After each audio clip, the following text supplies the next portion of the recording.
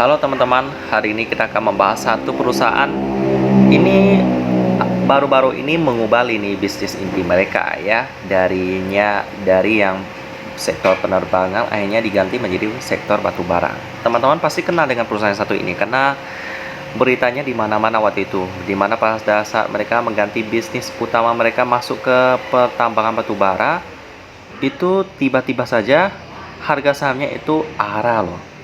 Jadi kemungkinan ada beberapa dari teman-teman yang pernah mendapatkan berita tentang itu sih. Saya sendiri juga ada dapat berita tentang tersebut. Nah, karena itu mari kita kenalan dengan perusahaan yang di-request oleh teman kita ini, Indonesia Air Transport Tbk dengan kode emiten IATA. Ya. Ini merupakan perusahaan yang sebelumnya bergerak di bidang penerbangan sebagai bisnis utama, tapi akhirnya bergerak di bidang batubara. Ya, setelah mereka menemukan cadangan batubara yang begitu besar, akhirnya mereka mengubah bisnis inti mereka ya. Kita kenalan dulu dengan perusahaan yang satu ini. Pertama kita kenalan dengan bisnis lamanya ya, yang bergerak di bidang merupakan perusahaan yang bergerak di bidang usaha pengangkutan udara niaga dan jasa angkutan udara. Berdiri pada tanggal 10 September 1968 dengan nama PT Indonesia Air Transport. Nama perusahaan mereka memang Indonesia Air Transport Tbk ya, dengan kode emiten IATA. Atau kita panggil IATA. Pada tahun 2006 melakukan penawaran umum perdana dan melakukan IPO dengan efek dengan kode IATA. Berkantor di Jakarta Pusat. Ini memiliki pangkalan utama di Bandara Internasional Halim Perdana Kusuma, Jakarta. Memiliki pangkalan kedua yang digunakan untuk melayani pelanggan perusahaan minyak dan gas dan memiliki hangar, fasilitas perawatan pesawat. Lokasi di Bandara Internasional Sepinggan, Balikpapan, Kalimantan Timur, dan Bandara Banyuwangi, Jawa Timur. Aset-aset mereka itu ada beberapa diantaranya ya, kita bisa lihat di sini. Untuk sejarahnya sih kita udah kenalan sih tadi ya, dimana mereka didirikan 10 September 1968 dengan nama PT Indonesia Air Transport. Itulah sekilas tentang mereka sih ya. Pelayanan mereka itu ada jasa sewa helikopter dan pesawat dan lain-lain. Untuk aset mereka bisa kita lihat di sini. Ada pesawat Embraer Legacy 600, lalu ada lagi Embraer Legacy 600 juga. Nah, lalu ada ATR 42500. Lalu untuk helikopter bagaimana apa aja? Ada diantaranya Airbus Helicopters EC155B1. Lalu selanjutnya untuk penjualan spare part juga mereka bisa lihat di sini ya. Nah, itu sekilas tentang bisnis yang dijalankan oleh IATA ya. Mereka tetap masih menjalankan bisnis ini sih, tapi bisnis inti mereka sudah diubah ke bidang perdagangan batubara. Kita lihat di sini ya untuk lebih jelasnya ya, di mana Hoki Haritanu ubah bisnis maskapai jadi batubara, nemu harta karun nih. Nah, kita lihat dulu. Langkah ekstrim Haritanu Sudijo yang mengubah lini bisnisnya kini berbuah manis. Perusahaan miliknya IATA itu baru menemukan harta karun berupa cadangan tambang baru sebesar 20,58 juta metrik ton.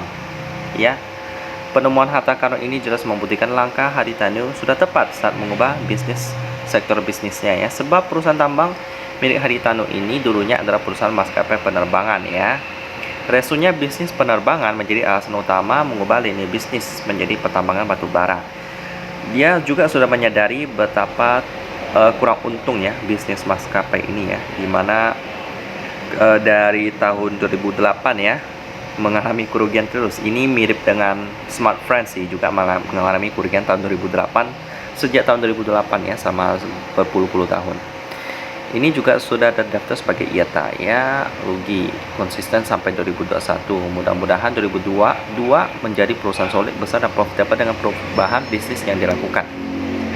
Nah, itu dia ya. Jadi untuk prospeknya IATA ini bagaimana ya? Kalau kita lihat sih memang bisnis penerbangan agak berat ya, karena resikonya besar. Apalagi GIA sekarang juga kena suspend sekarang ya. Mereka juga bergerak di bidang yang sama. So, karena mereka sudah mengubah intinya menjadi pertambangan batubara, maka seharusnya sih oke-oke aja sih. Ya, kita lihat ke depannya kinerjanya bagaimana ya. Kalau untuk fundamentalnya sekarang sih IATA ada mencatatkan laba ya kuartal pertama ya. Untuk prospeknya sih ya bergerak di bidang batubara juga nggak terlalu aman sih. Siapa tahu ke depan batubara juga mulai ditinggalkan. So, ini ibaratkan hanya solusi jangka pendek ya. Kemungkinan manajemen ke depan daripada IATA ini juga harus bergerak di bidang pertambangan lain, misalnya nikel, karena itu lebih aman untuk masa depannya ya. Tapi kita nggak tahu deh, kita nanti lihat masa depannya gimana. Untuk sekarang kita lihat porsi masyarakatnya memegang 84,99%. Ini udah bahaya banget sih. Dengan PT Global Transport Service sebesar 7,58% aja. Ini udah ibarat kebalik ya, antara porsi non publik dan porsi publik. Kita kenal dulu dengan PT Global Transport Service. Kalau kita lihat di sini sih aman-aman aja ya, cuman porsinya itu yang kecil banget loh. Malahan masyarakat lebih gede ya. Jadi ini untuk komposisi pemegang saham udah nggak bagus.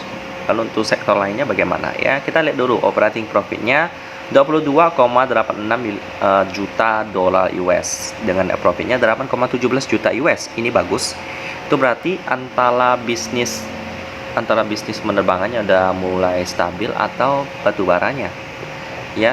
Dengan PER-nya 4,65 kali. Ini sih bagus sih, cuman ekuitasnya minus.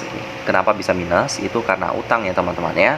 Equity-nya minus 106 juta,70 US dollar ya. Itu kenapa? Karena liability-nya itu lebih besar daripada asetnya. Ibaratkan kita punya satu perusahaan nih. Kita punya gedung, kita punya hutang, punya piutang, punya saham, punya bisnis, aset dan lain-lain.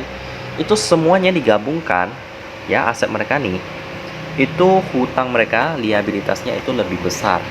Ya, ibaratnya dari gedung itu sebagai aset, piutang sebagai aset, saham sebagai aset, lalu liability-nya itu mungkin dari hutang bank, hutang perusahaan lain, itu lebih besar.